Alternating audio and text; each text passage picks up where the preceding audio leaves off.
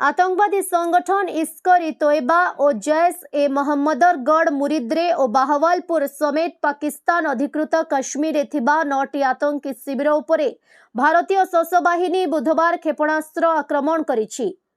April 22 रे जम्मू कश्मीर अनंतनाग जिलार होइथिबा आतंकवादी पहलगाम रे आक्रमण रो जवाब रे राति 1:44 रे एही आक्रमण करा जायछि। एही ऑपरेशन रो नाम ऑपरेशन सिंदूर रखा जायछि। प्रतिरक्षा मंत्रणालय एक सरकारी विवृत्ति रे पाकिस्तान एवं पाकिस्तान अधिकृत जम्मू कश्मीर आतंकवादी भित्तिभूमि उपरे आक्रमण करने को निश्चित करिछि, जेउठारु भारत विरोध रे आतंकवादी आक्रमण पई योजना करा जायछि। एयर स्ट्राइक जोगु धर्मशाला, जम्मू, श्रीनगर, लेह, जोधपुर, भुज एवं अमृतसर को विमान चलाचल बाधाप्राप्त होइथिबा बेले Air India, IndiGo, SpiceJet, Akasa Air एवं एयर इंडिया एक्सप्रेस समेत प्रमुख विमान चलाचल बंद रही।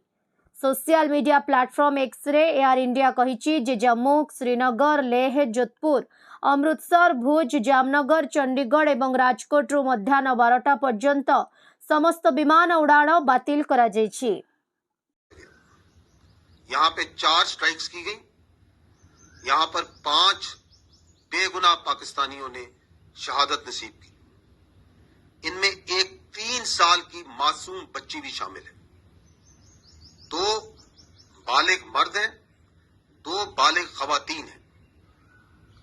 31 यहाँ पे मासूम शहरी इंजर्ड हुए हैं, जख्मी हैं, जिनमें 25 मर्द हैं और 6 खवातीन हैं।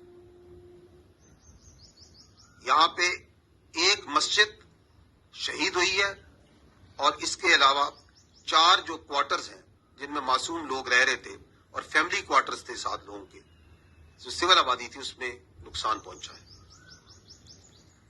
मुजफ्फराबाद में शाही वाली नाला ये जगह है, यहाँ पे मस्जिद बिलाल को निशाना बनाया गया। 7 नुआपड़ा जिल्लारू जगन्नाथ सागर रिपोर्ट, ओडिशा हाइलाइट समाचार।